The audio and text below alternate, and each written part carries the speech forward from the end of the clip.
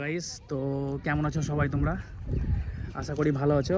তো আমি এসেছি আজকে মিঠিপুর ষষ্ঠীতলা ঘাটে, ঠিক আছে। তো অ্যাকচুয়ালি আমার উদ্দেশ্য না এখানে আসার, আমার ভাতিজি ওদেরকে নিয়ে এসেছি। অনেক দিক থেকে মানে আবদার করছে যে কাকু পদ্মা নিয়ে চলো, পদ্মা নিয়ে চলো। তো পদ্মা বলতে তো আমাদের এখানে কিছু নাই, এই তো ওই পদ্মাগুলো যেগুলো কেটে এসছে সেটাই আমাদের জন্য বা ওদের জন্য পদ্মা, ঠিক আছে।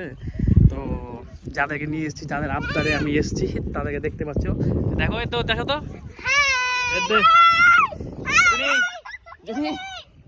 জুনি ও তাকাবে না, যেহেতু একটু রাগ করে আছে, ঠিক আছে। তো এখানে এসে সত্যি খুব ভালো লাগলো, যেহেতু একটু হালকা হালকা শীত পড়ে গেছে। তো এই শীতের টাইমে এই জায়গাটা মানে পরিবেশটা অনেক সুন্দর হয়, দেখতে পাচ্ছ পেছন দিকটা, ঠিক আছে। বাট কেয়ারফুলি বর্ডার এলাকা, বাট খুব শান্তিপূর্ণ একটা জায়গা, খুব সুন্দর একটা বাতাস বইছে। আর জলগুলো খুব একটা মানে এখানকার ভালো হয়ে আছে এখন আপাতত।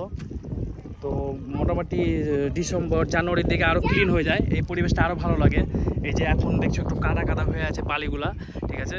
এগুলো পুরো পলি মাটিতে পরিণত হয়, একদম শুকনা বালিতে পরিণত হয় মোটামুটি ডিসেম্বর জানুয়ারির দিকে, ঠিক আছে। তো আশা করি তোমরাও আসো ঘুরতে, এখানে খুব একটা শান্তিপূর্ণ জায়গা, বাট কেয়ারফুলি বড়ার জায়গা, ঠিক আছে।